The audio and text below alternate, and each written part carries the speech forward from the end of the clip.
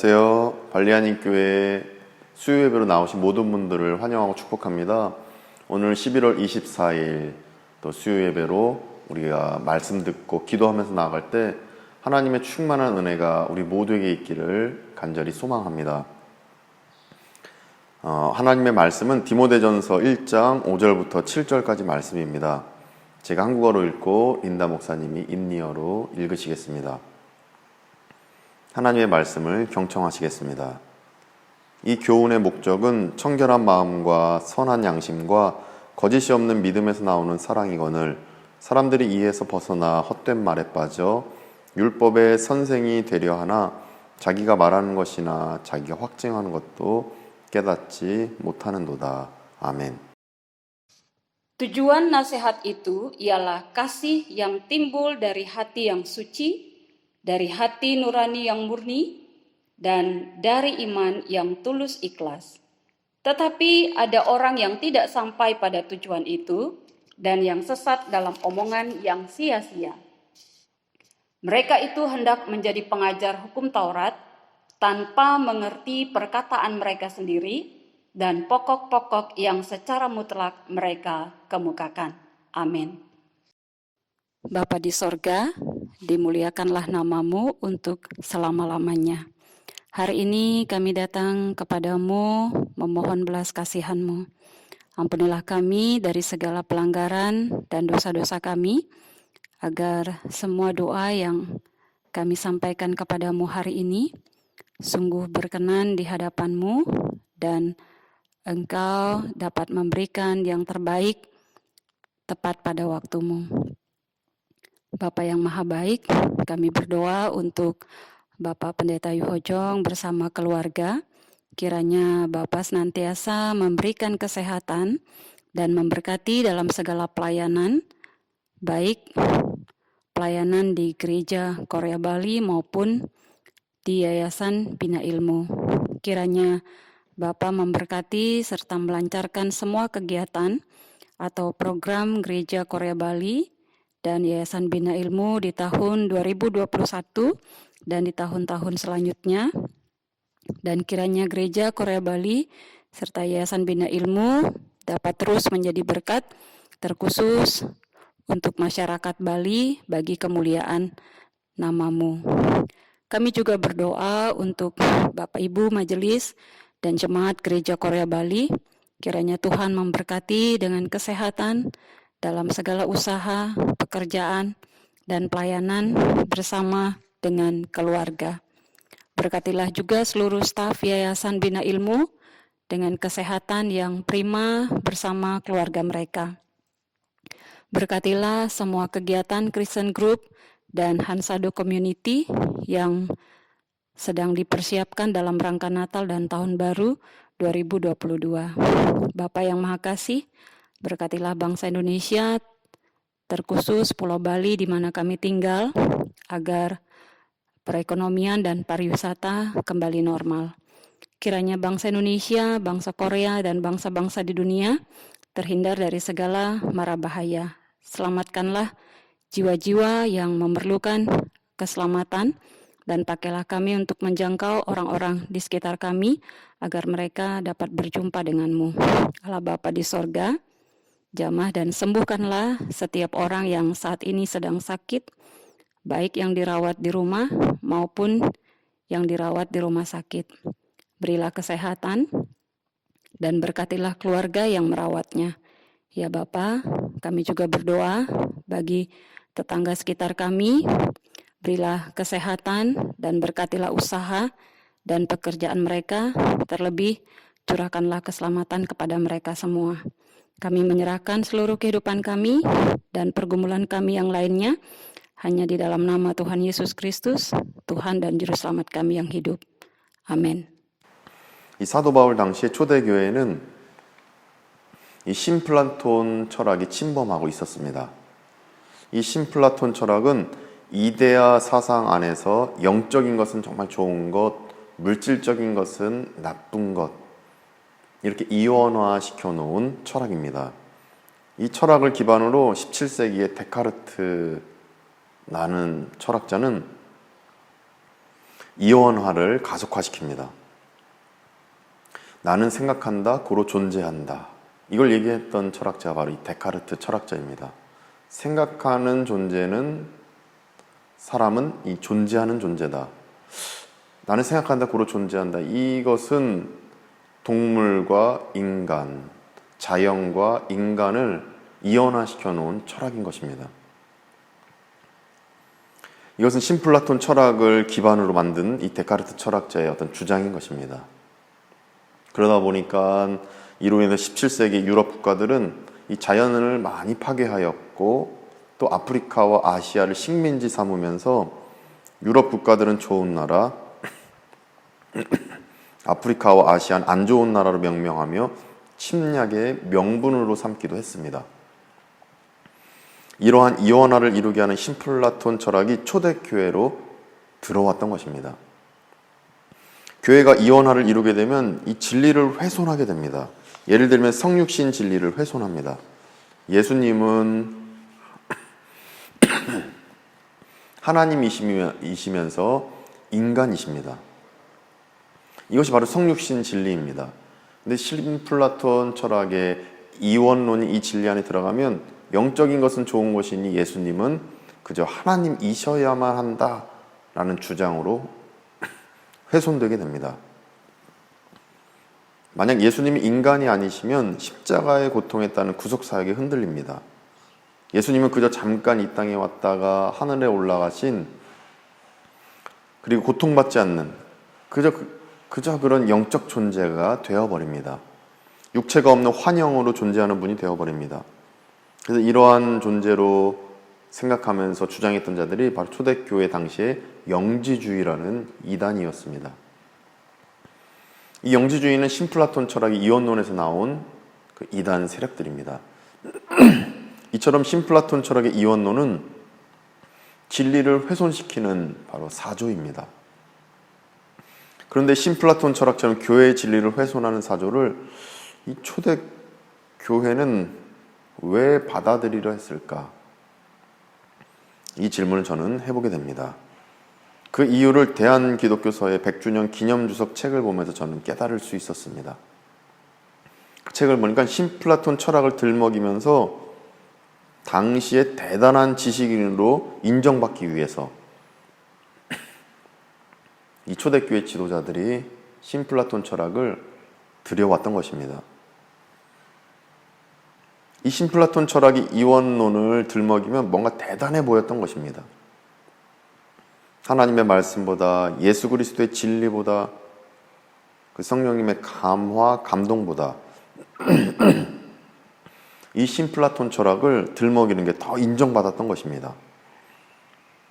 이것은 곧 출애굽기 32장에 나온 하나님이 주신 십계명 돌판보다 금송아지 우상을 더 대단하게 숭배했던 것처럼 하나님의 말씀보다 신플라톤 철학을 숭배하는 그 행위를 초대교회 지도자들은 행했던 것입니다. 사도 바울은 신플라톤 철학을 들먹이는 지도자들을 7절에서 책망합니다. 7절 보시면 율법의 선생이 되려 하나 자기가 말하는 것이나 자기가 확증하는 것도 깨닫지 못하는도다. 그러니까 율법의 선생처럼 지식 자랑만 한다는 책망입니다. 자기가 말하는 것도 실천 못하고 깨닫지도 못하면서 사람들에게 똑똑한 척만 하는 위선자라고 책망하고 있습니다. 그러니까 신플라톤 철학과 다르게 하나님의 진리는 5절과 같은 사랑의 역사가 일어난다고 말씀하십니다. 5절 보시면 이 교훈의 목적은 청결한 마음과 선한 양심과 거짓이 없는 믿음에서 나오는 사랑이거늘. 그러니까 이 말씀은 하나님의 진리를 통해서 사랑이 흘러나온다. 우리 삶에 사랑이 실천되는 것은 오직 하나님의 말씀 때문이다.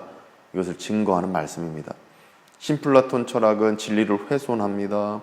또 데카르트, 17세기 데카르트 철학자를 통해서 분명하게 이 제국주의, 이 식민주의 사상을 심어놓은 기반이 바로 이 신플라톤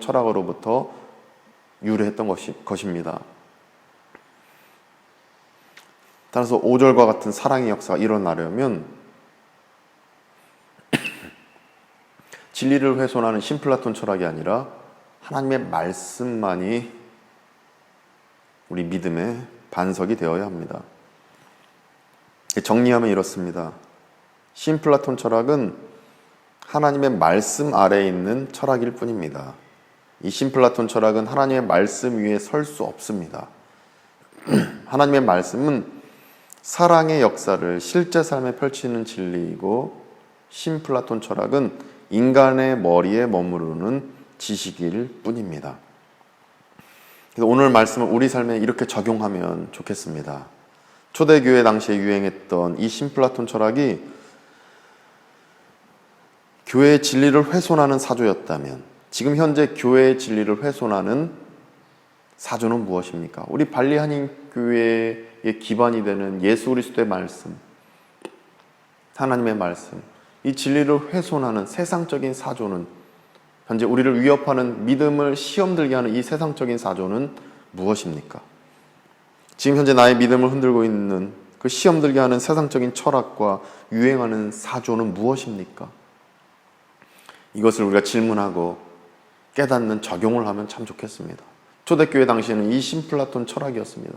지금은 어떤 철학이, 어떤 세상 가치가 우리의 믿음을 흔들고 있습니까? 제가 생각한 건데, 우리 현지인 청년들의 믿음을 흔드는 세상적인 가치는 우리 크리스찬 그룹, 우리 청년들을 흔드는 세상적인 철학과 가치는 각종 SNS 미디어를 통한 자기 자랑, SNS에 자기 사진 돌리고 자기를 드러내고, 이것이 어떤 하나의 우상 숭배로 변질될 수 있는, 이것을 우리가 경계해야 되는 가치이다, 이 생각해보고, 또 발리의 힌두교에서 생각하는 특유의 여성관념, 예삐 때라든지 일반적으로 이 힌두교인들의 그림을 보면 여성을 굉장히 어떤 신체적인 아름다움을 특징적으로 강조하는 부분들을 보게 되는데, 그런 특유의 어떤 여성관념, 그리고 부정적인 부분에 있어서의 어떤 여성관념입니다. 현란한 이 발리의 그 특유의 관광 문화에서 오는 쾌락주의, 굉장한 쾌락주의가 이 발리 땅에 있음을 저는 짧은 기간 살아봤지만 보게 됩니다. 이것이 바로 우리 청년들을 위협하는 세상 가치다 생각합니다. 이것이 교회에 들어오면, 이것이 청년들의 믿음에 들어가면 믿음은 흔들립니다. 초대 교회를 흔드는 세상의 가치는 신플라톤 철학의 이원론이었다면, 지금 우리 청년들을 흔드는 가치는 SNS의 그 문화, 좋은 점도 있지만 그것을 계속 물들이게 되면 자기 자랑과 자기 뽐냄에 취해버리는 숭배 현상이 발생하게 됩니다. 또한 힌두교 특유의 여성관념, 그 발리 특유의 관광 문화에서 오는 쾌락주의, 이것에 휩쓸리게 되면 크리스천 청년들은 믿음이 변질되게 됩니다. 저는 이것을 묵상 가운데 깨닫게 됩니다.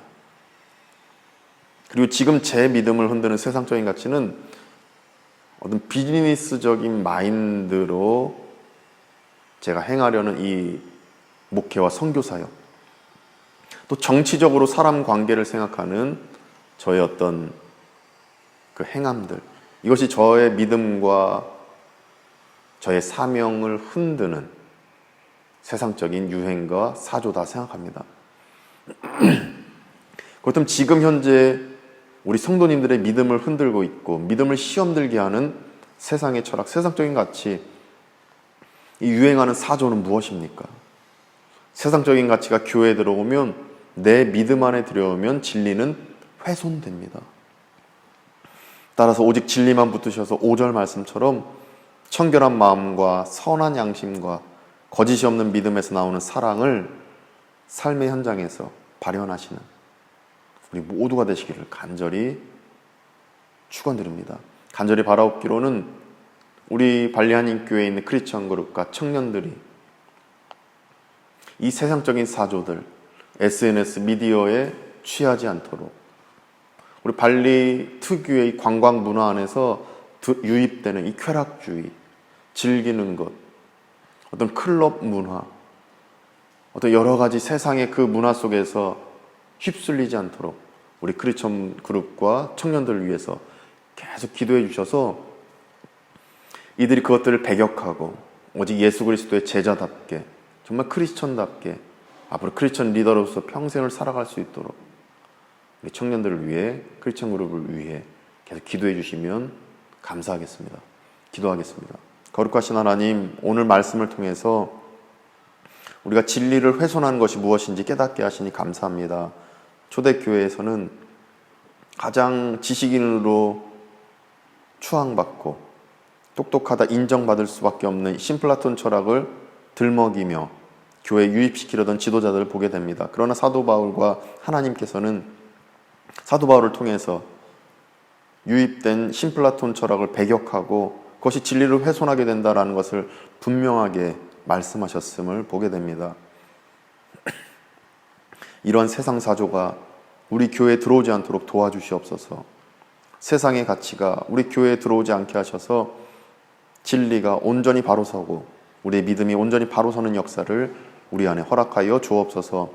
발리 힌두교 특유의 여성관념과 저질스러운 여성관념, 그리고 발리의 이 관광 문화 안에서 오게 되는 쾌락주의, 이러한 것들이 우리 청년들과 우리 성도님들을 위협하지 않게 하시고 이러한 세상적인 가치와 철학들이 우리의 신앙과 믿음 흔들고 시험 들지 않게 성령님께서 늘 보호하시고 우리를 붙잡아 주시옵소서.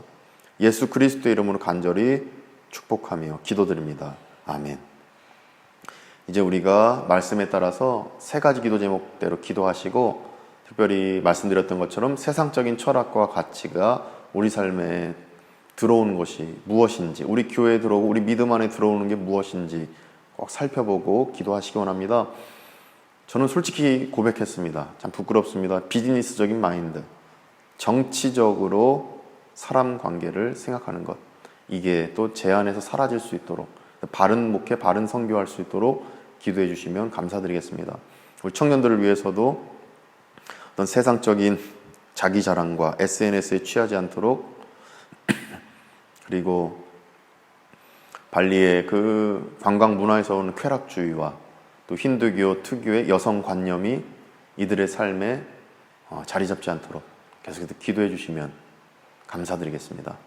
또 환우와 또 자신의 삶의 현장과 사업과 직장, 건강, 가족을 위해서도 계속 기도하시면 좋겠습니다. 5분 정도 우리가 묵상하면 계속 기도하며 나아가겠습니다.